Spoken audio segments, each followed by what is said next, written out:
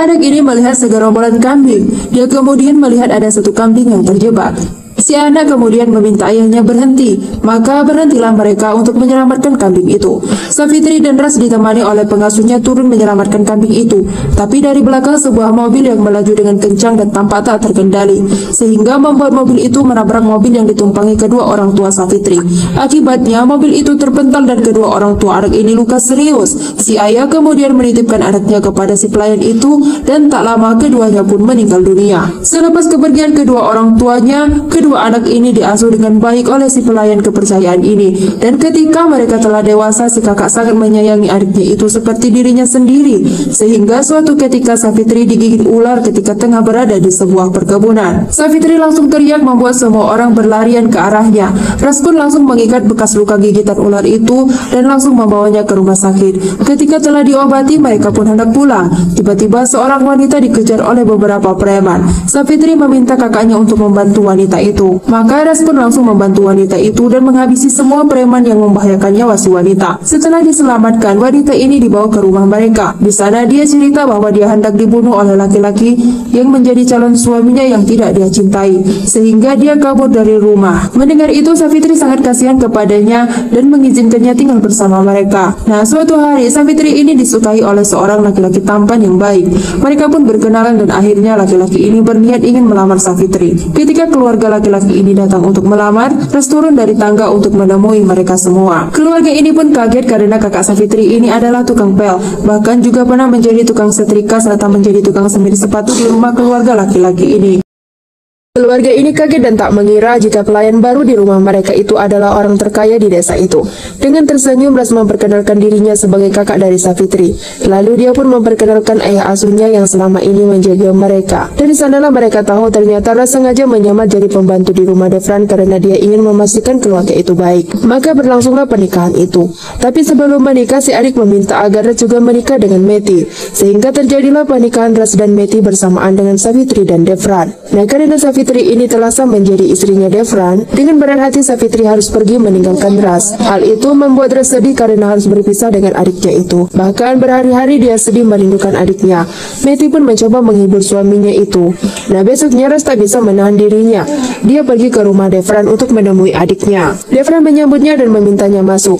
Ras senang melihat adiknya bahagia di sana. Devran kemudian memanggil Savitri dan Savitri segera mendekat karena dia melihat ada kakaknya. Nah, ketika berada di sana, Ras melihat fotonya terpajang di sana. Dia menanyakan siapa yang memajang fotonya di sana. Devran menjawab bahwa semua itu permintaan Savitri. Karena dengan seperti itu, dia merasa dekat dengan kakaknya. Mendengar itu, Ras meminta kepada Devran agar menjaga adiknya dengan baik karena adiknya itu adalah hidupnya. Nah, setelah hari itu, di rumah ini tiba-tiba datang seorang wanita yang mengaku-ngaku sebagai bibi dari Meti. Meti bingung karena dia belum pernah bertemu dengan wanita itu. Tapi wanita ini terus mencoba mengingatkan Meti. Dan tak lama si Ras pun keluar karena hendak pergi kerja. Ras tak sengaja mendengar pembicaraan mereka dan meminta istrinya untuk mengajak bibinya itu beristirahat. Dan tak tahunya si bibi ini datang dengan misi balas dendam. Karena dulu Ras pernah menghabisi suami wanita ini akibat suaminya mengganggu tempat usahanya Ras. Kenangan itu membuat wanita ini tak terima dan dia ingin menghancurkan keluarga Ras. Ras memberi kalung berkat kepada anak Savitri yang baru saja lahir. Dia sangat bahagia dan menggendong keponakannya itu. Nah, di tengah-tengah kebahagiaan mereka, tiba-tiba Meti mual. Dia lari keluar disusul oleh semua orang.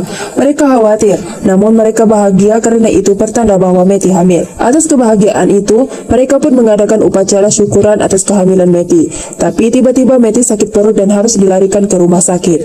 Saat di rumah sakit, dokter mengatakan jika semua itu terjadi akibat kalung berkat yang diberikan Ras kepada keponakannya itu, sehingga janin dalam kandungan istrinya harus keguguran. Mendengar itu Ras sedih. Lalu dokter ini pun pergi. Tak tahunya dokter ini telah bersekongkol dengan wanita jahat ini. Melihat kakaknya sedih, Savitri jadi ikutan sedih. Nah, di rumah ini setelah Meti pulang, wanita ini menyulitkan api kebencian di dalam hati Meti agar Meti benci kepada Savitri. Wanita ini menyalahkan semua adalah sebab anaknya Savitri. Seandainya Ras tidak memberi kalung berkat itu, pasti dia tidak akan keguguran. Dari sanalah Meti akhirnya benci kepada Savitri. Nah, bukan hanya membuat Meti benci kepada Savitri, wanita ini bekerja sama dengan Babu untuk menjatuhkan Devran. Mereka menjebak Devran lewat Babu yang mencoba memprovokasi keluarga Devran agar merebut seluruh harta yang dikelola Devran agar menjadi milik mereka. Nah, karena selama ini perusahaan semua dikelola Devran, mereka pun memberikan sebuah surat yang mesti ditandatangani oleh Devran. Di sana mereka beralasan itu adalah proposal bisnis.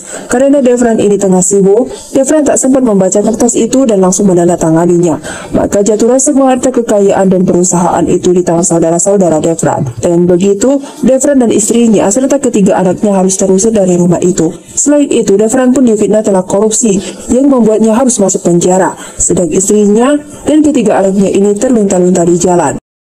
Savitri menelpon ke rumah kakaknya untuk meminta tolong, tapi kakak iparnya yang sudah jahat ini malah mengabaikannya. Sedang di sisi lain, Res yang tahu jika Devran dan adiknya tidak di rumah itu lagi mencari keberadaan mereka. Dia menghubungi semua orang terdekat Devran, tapi tidak ada yang bisa dihubungi. Karena Savitri tidak bisa berbicara dengan Ras, dia memutuskan ke penjara untuk menemui suaminya. Di sana dia mengatakan jika Meti tak mengizinkannya berbicara dengan Ras. Hal itu membuat Devran kesal mengapa Meti bisa sejahat itu.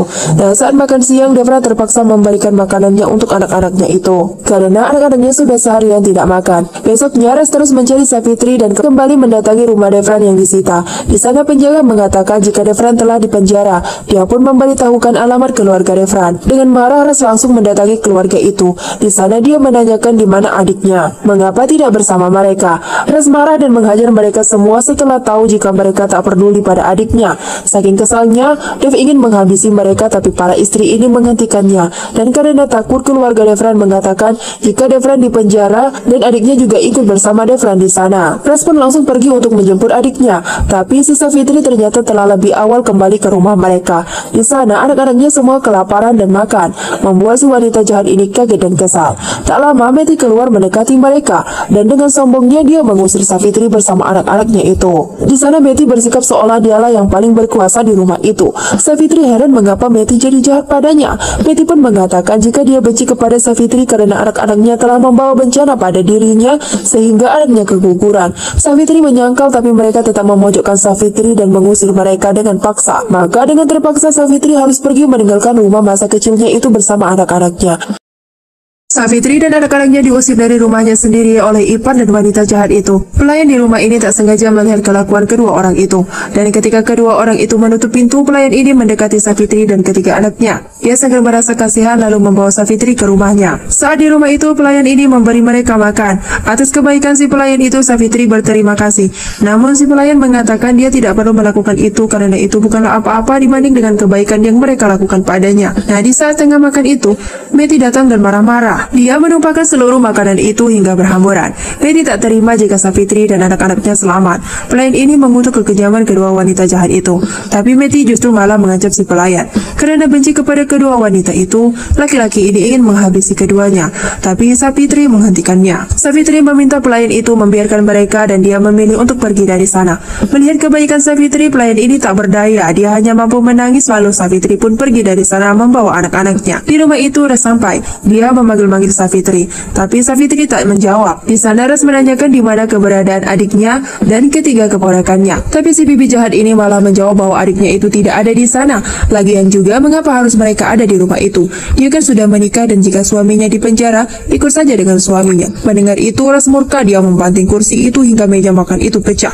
Dia pun memecahkan kaca itu hingga tangannya berdarah. Tak berselang lama pelayan ini datang dan mengatakan bahwa Savitri telah diusir oleh kedua wanita itu. Dia pun menceritakan ketika Savitri dibawa ke rumahnya dan lagi-lagi mengusir Savitri dan membuang seluruh makanannya. Mendengar itu Ras menampar istrinya dan dia tidak bisa membayangkan jika istrinya bisa sejahat itu.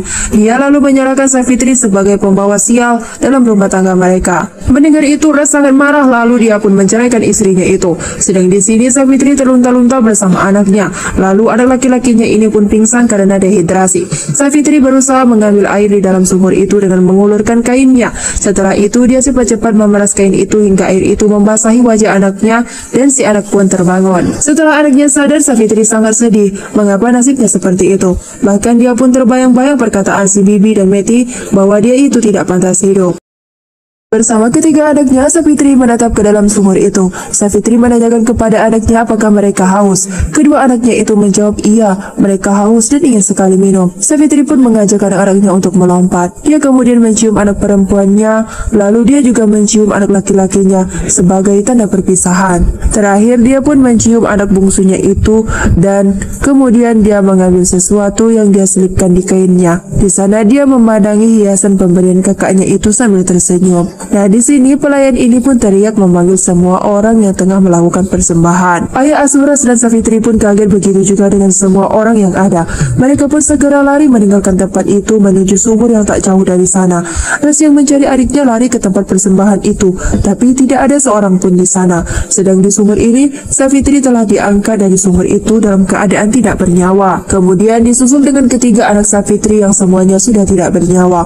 Ras lari menuju kerumunan itu. Lalu dia secara perlahan melihat ke depan. Alangkah kagetnya Ras ketika melihat adiknya telah tiada. Dia menangis sejadi-jadinya karena orang-orang yang dia sayangi pergi meninggalkannya. Semua orang pun menangis melihat pemandangan yang mengharukan itu. Tak kuat dengan cobaan itu, Ras tiba-tiba sesak nafas karena serangan jantung yang akhirnya membuatnya terjatuh dan meninggal. Semua orang tak bisa berkata-kata, mereka hanya bisa menangis. Betty yang menyesali perbuatannya mendatangi tempat itu, tapi dia melihat sang suami telah meninggal. Betty pun berlari, dia menangis dan memukul-mukulkan tangannya di batu itu. Sedang di sini semua orang sangat kehilangan keluarga yang baik itu dan film pun selesai.